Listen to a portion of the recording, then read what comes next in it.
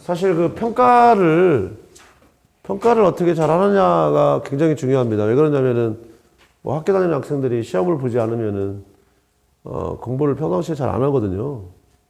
왜냐하면 자기가 어디를 잘 못하고, 어디를 잘 잘하는지를 좀 알아야 되기 때문에, 그걸 평가한다는 건 굉장히 중요하고요. 그래서 보통 공부할 때 사람들은 시험 볼 준비를 하고 공부를 하죠.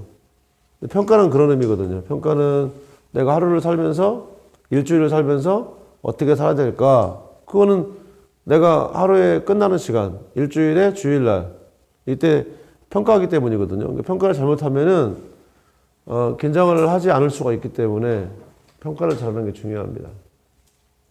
자, 평가는 항목이 있는데요. 어떤 사람의 인생에 대해서 평가한다는 건 뭘 평가한다는 걸까요?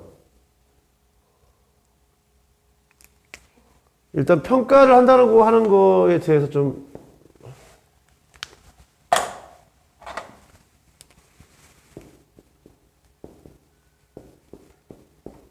평가한다는 거는 곧 그 사람의 인생의 목표를 평가한다는 겁니다.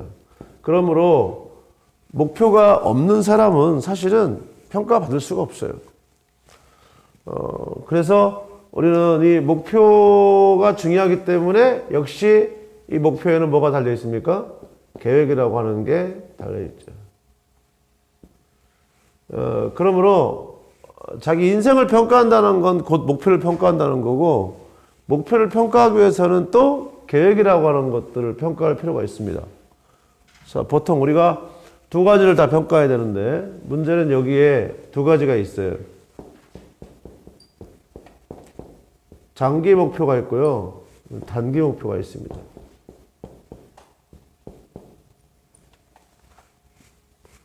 물론 이거는 이 두 가지에 대하여 다 똑같이 가지고 있는 거죠. 그러므로 사실은 장기 목표는 보통 꿈을 말할 때 많이 기록을 합니다. 꿈이라고 하는 거는 내 인생을 어떻게 살 것인가를 결정하는 거죠. 그렇기 때문에 보통 꿈에 나오는 목표는 장기 목표에 해당된다고 보시면 돼요. 하지만 이 장기 목표는 각각의 단기 목표. 그러니까 이게 양이 적죠, 그렇죠? 보통 하나라고 봐야 돼, 하나. 하지만 단기 목표는 이 하나를 위해서 여러 개가 존재합니다. 예를 들면 우리 같은 경우에 어떤 목표를 가지고 있어요? 설명을 좀 자세히 할 뿐이지 한 가지밖에 없어요. 그렇죠? 일단은 우리의 장기 목표는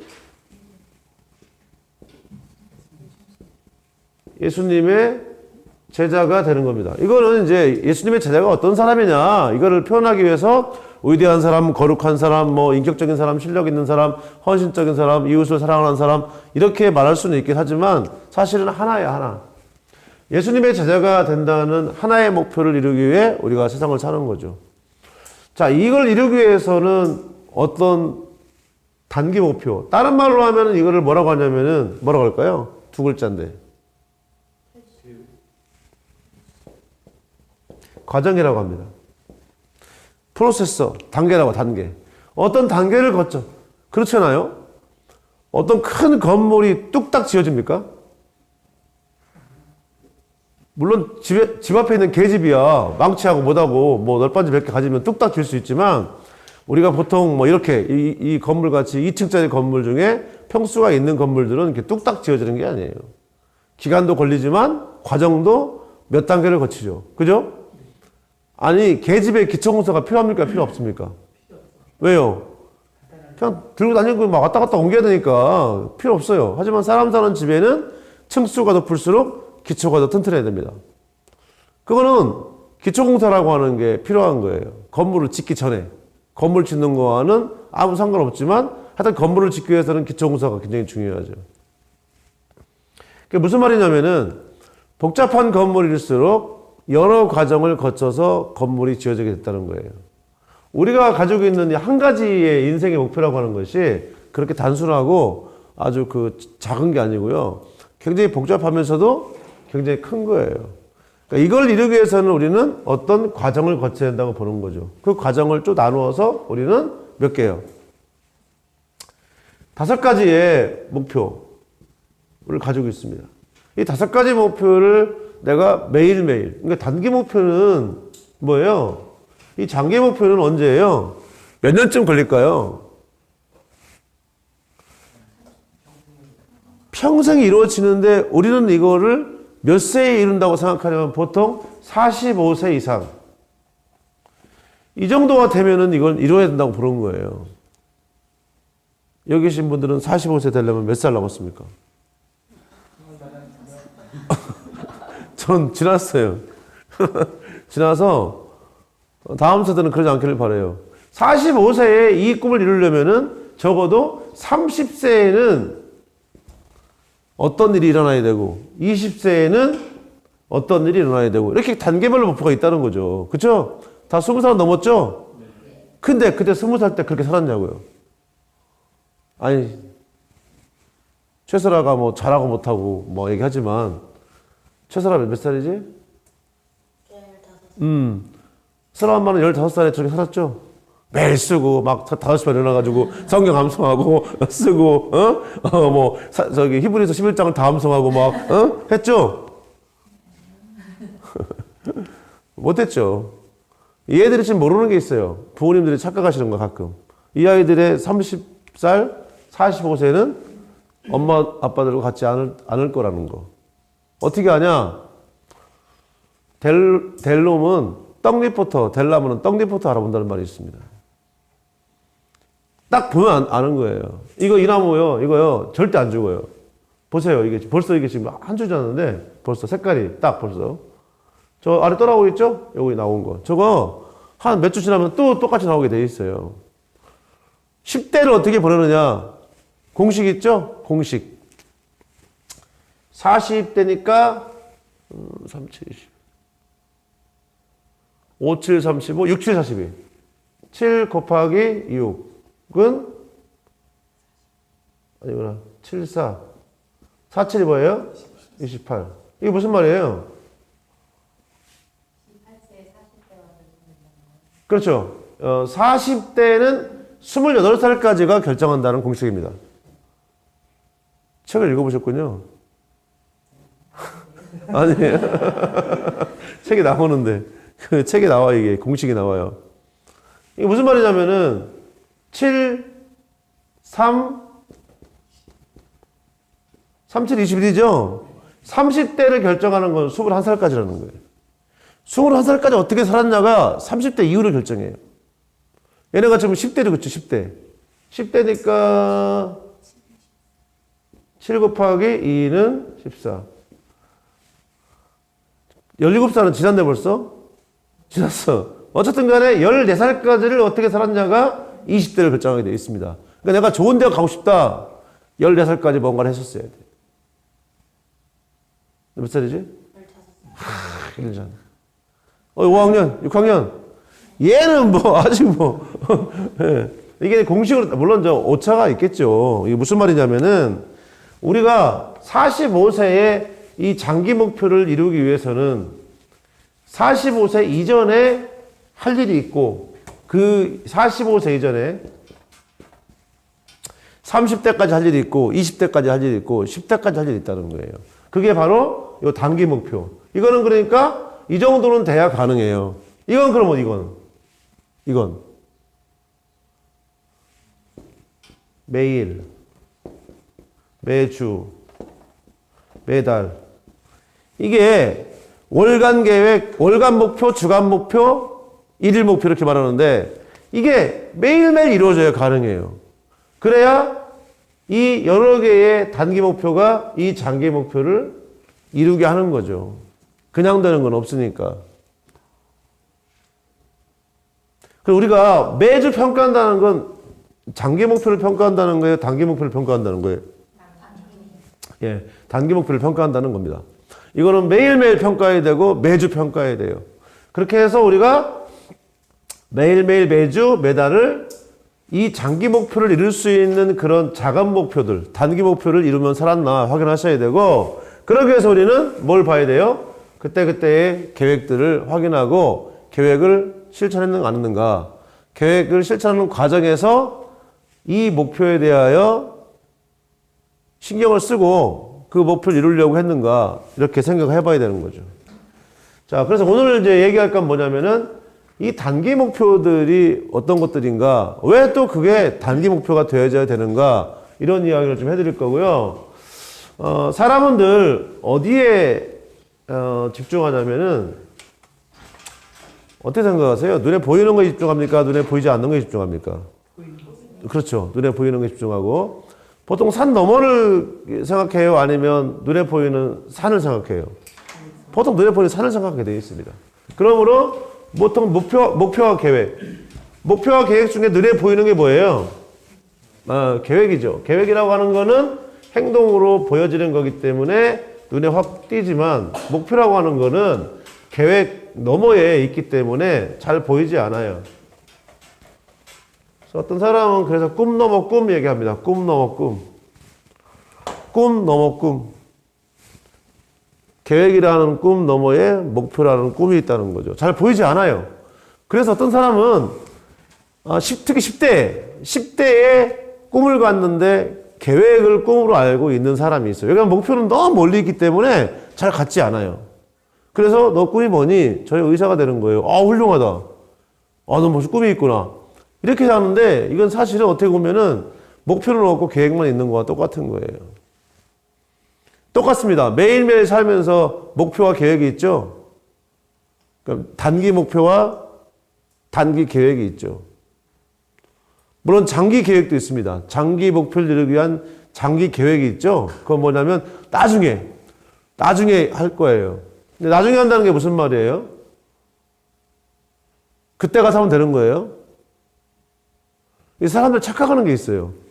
내가 서울대학교에 입학하겠다는 장기 계획이 있죠? 그렇잖아요. 그죠? 내가 서울대학에 입학하겠다는 장기 계획이 있어요. 이 장기 계획은요, 단기 계획들이 이루어져야 가능해요. 무슨 말이냐면 매일매일 내가 학습에 대한 성취도를 높여가지고 성과를 내야만 가능한 거지, 가만히 있다가 수능 볼 때 딱 보면 무조건 갈 수 있느냐? 절대로 안 그래요. 그러니까 장기가 있다는 얘기는 단기라고 하는 과정이 있어야 가능해요. 그래서 우리는 우선 단기 목표가 왜 필요하냐를 따질게요. 일단은 장기 목표라고 하는 이것들은 어디서 왔냐면은, 어디서 왔습니까? 성경에서 왔습니다. 성경에서 우리의 삶은 누구를 위해서요? 하나님을 위해 살아가는, 하나님의 명령을 따라 사는 예수님의 제자가 돼야 된다, 이렇게 나왔죠. 근데 조건이 하나 있어요. 이 장기 목표를 갖는 사람은 기본적으로 어떤 사람이어야 되냐? 일단은 이 정체성이라고 하는 문제가 해결이 돼야 됩니다. 요게 안 되면은 이건 필요가 없어요. 무슨 말이냐면 내가 어떤 존재인가 라고 하는 것에 대해서 확신이 있어야 가능합니다. 내가. 보통 우리는 이 정체성에 대하여 두 가지를 가르칩니다. 첫째는 하나님이 창조했다. 두 번째, 예수님이 나를 위해 죽으셨고 나는 믿음으로 구원받은 하나님의 자녀이다 라고 하는 두 가지의 정체성을 가지고 있고, 이 정체성을 갖게 되면 뭐가 생깁니까?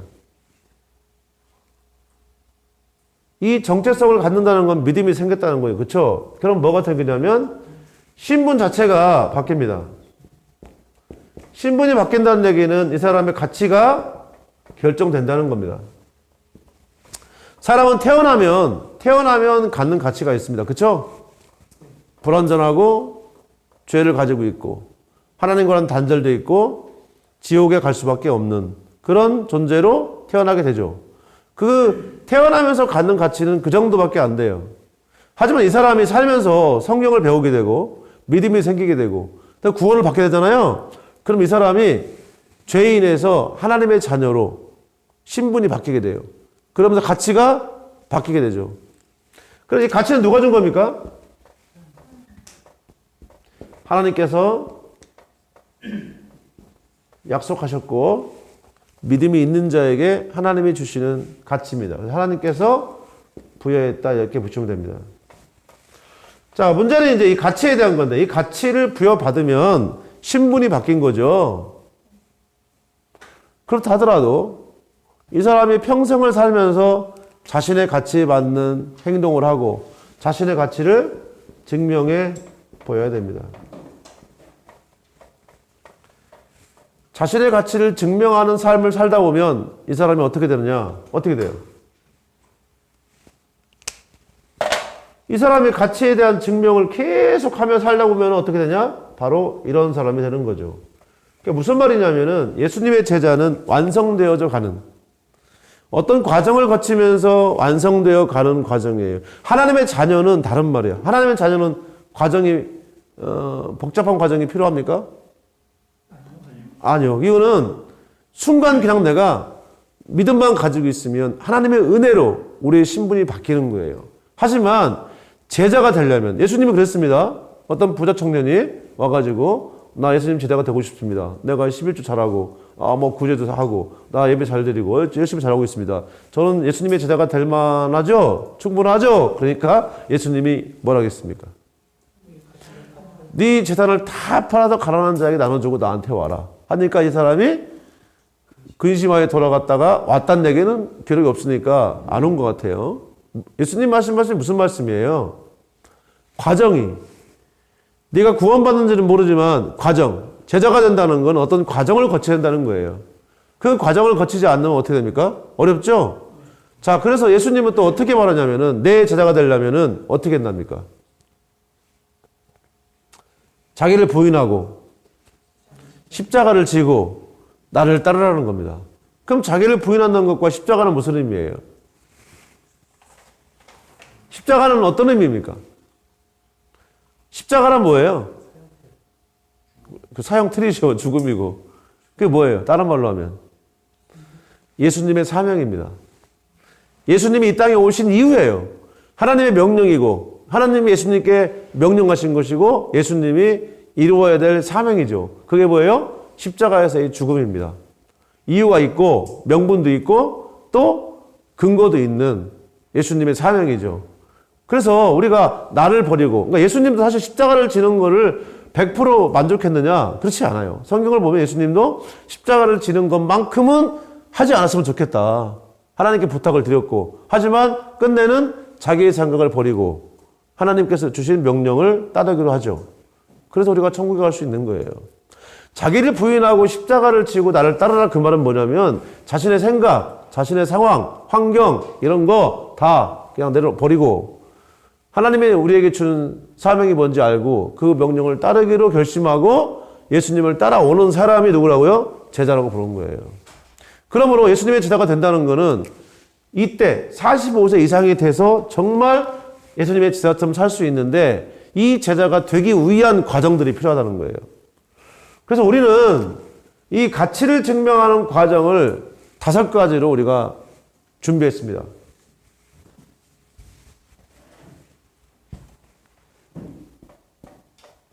첫째, 질문을 잘 써놓으셔야 돼요. 이거는 평가하는 질문이고 매일매일 자기 자신에게 물어야 될 질문이고 순간순간 내가 까먹으면 안 되는 질문입니다. 내 애들한테 물어봤어요. 네 오늘 목표가 뭐니? 그랬더니 자꾸 많이 쓰고 큰 소리로 말하고 잘 쓰고 뭐 이렇게 생각하는데 그거는 전부 다 수단에 불과하지 목표는 아니에요.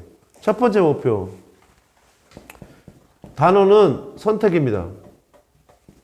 이거 문장으로 하면 어떻게 되냐면은 나는 성경적이고 성경적인 옳은 선택을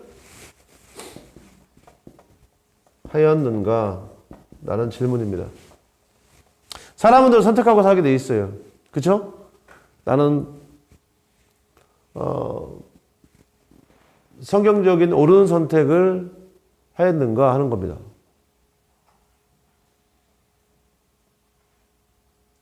둘 중 하나를 골라야 된다면 내 생각이 아닌 성경이 말하고 있는 옳은 선택을 해야 됩니다.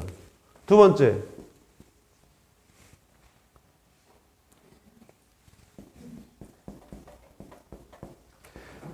키워드는 집중력과 지구력입니다. 이 질문은 뭐냐면 나는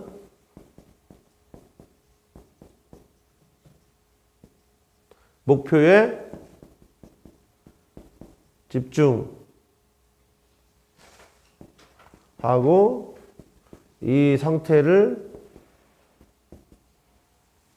유지하였는가 한 겁니다. 유지한다는 거는 예를 들면은 뭐 정해진 시간이 있습니다. 예를 들어 1시간 반, 2시간, 뭐 예를 들어 점심 먹기 전 이렇게 정해놓은 계획표에 정해져 있는 그 시간을 우리가 쭉 유지했느냐 하는 겁니다. 여기서 한 가지 우리는 좀 생각할 게 있어요. 성경적인 옳은 선택,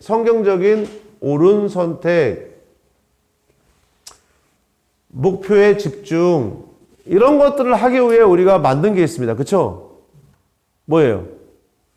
규칙입니다. 우리는 우리 안에 규칙이 있습니다.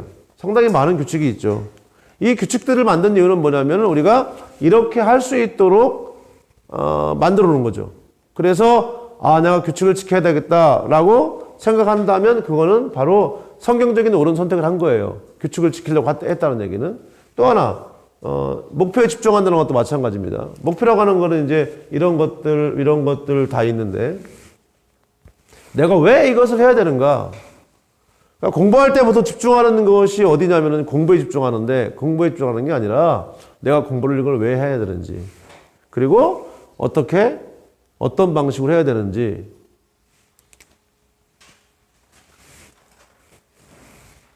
세 번째는 생각이라는 단어입니다.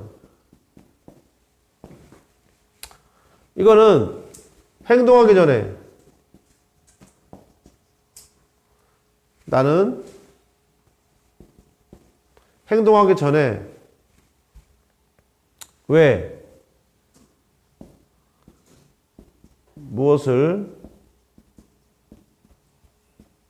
어떻게 해야 하는지 생각하였는가? 라는 질문입니다. 여기서 이제 중요한 거는 이제 왜 무엇을 어떻게 중에 제일 중요한 거는 왜입니다. 1번. 그 다음 어떻게가 저희는 중요합니다. 무엇을이 그 다음에 중요하죠. 사실 이것들을 생각하는 이유는 뭐냐면 단기 목표가 계속 반복이 되면서 그 사람이 장기 목표를 이룰 수 있다는 거는 그 과정에서 어떤 노하우가 생긴 거죠. 그렇죠? 사실 무엇을은 바뀌죠. 예를 들어 수학 공부한다 그러면 수학이란 내용이 고등학교 갈 때까지 덧셈을 배우진 않거든요. 바뀝니다. 하지만 거기에 따른 어떻게라는 것은 바뀌는 게 거의 없어요. 그렇기 때문에 사실 아이들이 이것을 왜 하고 쓰기를 왜 하지? 쓰기를 어떻게 해야 되지? 그래서 우리가 앞에 편말에 써서 붙이게 돼 있어요. 이제 며칠 전부터는 또 거기다가 이 5가지 목표를 딱 정하고 거기에 어떻게 해야 되는지를 다 쓰게 돼 있습니다.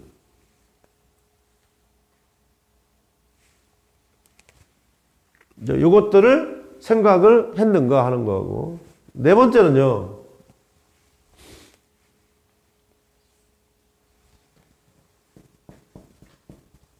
주도력이라는 단어입니다.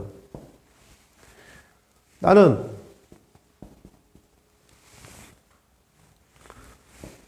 주도적으로 행동했는가 합니다. 아시겠지만 주도적이란 스스로 먼저 시키지 않아도 지적받지 않고 계속 했으면 그건 주도적인 거예요. 자기가 스스로 하려고 마음을 먹고. 사실 마음먹이 달렸거든요. 마음먹기에 따라서 기분이 나쁠 수도 있고 나쁘지 않을 수도 있어요. 그렇죠? 어차피 할 일이에요. 여기서는 안 하고는 넘어가지는 않기 때문에 어차피 해야 돼. 어차피 해야 되는데 기분 나쁘지 않고 좀 더 이렇게 힘들지 않게 느끼려면 주도적일 수밖에 없습니다. 자기가 스스로 하려고 마음먹으면 좀 나아요. 시켜서 해야 돼. 힘들어. 나 하기 싫은데 억지로 해야 돼. 이렇게 되면 힘들죠. 예. 다음 5번째. 시간입니다. 시간. 더 정확히 말하면 시간 관리라고 하죠. 시간 관리라는 단어입니다. 나는 시간을 효과적으로 하나 더 넣을게요. 나는 시간을 잘 지키고 무엇을 근거로 한 겁니까? 계획을 근거로 시간을 잘 지키고 효과적으로 사용했는가라는 질문입니다. 나는 시간을 잘 지키고 효과적으로 사용했느냐 하는 거. 이 질문을 해봐야 됩니다.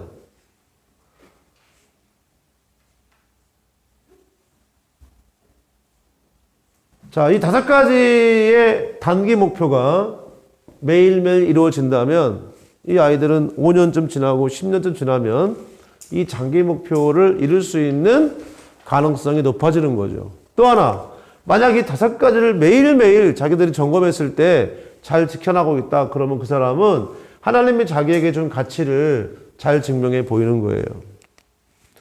이렇게 설명하면 제일 좋을 것 같아요. 하나님이 우리에게 준 가치를 증명하는 것은 하나님이 우리에게 준 시간과 또 뭐가 있습니까? 예? 하나님이 우리에게 준 시간이 있습니다. 또 준 게 뭐예요? 사명입니다. 어떤 사람들은 우리에게 시간이 주어진 것은 우리 거니까 우리가 마음대로 쓰면 될 거라 생각하지만 그렇지 않아요. 성경은 뭐라고 말하냐면 하나님이 준 시간을 하나님이 준 새로운 생명, 새로운 신분을 자기 마음대로 쓰라고 준 게 아니고요. 하나님이 뭔가를 하라고 하신 거죠. 다시 말하면 우리는 하나님의 준 가치를 증명해 보인다는 것은 하나님이 우리에게 준 시간을 하나님이 우리에게 준 사명을 지키는데 사용해야 된다고 보시면 됩니다. 자, 이제 평가를 매일매일도 할 거고요. 매일매일 해야 돼요. 이게 진짜 어떻게 하면 이걸 매일매일 평가할 수 있을까? 우리 계획 노트에다가 매일 쓰고 평가를 해야 돼요.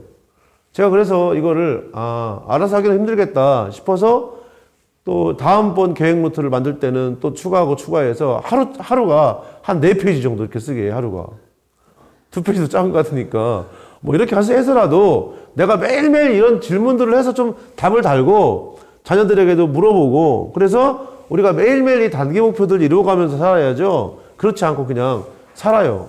살게 돼 있습니다. 그렇죠? 죽지 못해 살든 살고 싶어 살든 뭐 이유가 있어 살든 사람은 살게 돼 있어요. 그게 이치예요. 왜요? 자신에 의해 사는 게 아니에요. 하나님의 세상을 돌리기 때문에 사람은 자기가 목숨을 스스로 끊지 않는 한 살게 돼 있어요. 계속. 어떻게 하실래요? 죽지 못해 살래요? 아니면 그냥 되는 대로 살래요? 아니면 특별한 이유가 있어서 사실래요? 뭐 본인이 살고 싶어 살래요? 사람이 살아가는 이유는 특별한 이유가 있어야 돼요.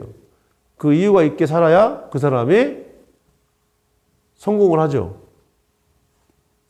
자, 지금부터 그래서 평가를 하실 건데 우선 이 5가지 질문에 대해서 한번 본인도 한번 이렇게 질문해 보시고요. 일주일 살았으니까 계획 노트를 참고해서 그리고 아이들에게도 한 번씩 물어보시고요. 따로따로 하지 마시고 서로 같이 이렇게 이야기 나눠가지고 종합적으로 내가 일주일 동안 이 5가지의 단기 목표를 얼마나 이뤘나 확인하시고 오늘 아침에 내가 물어봤어요.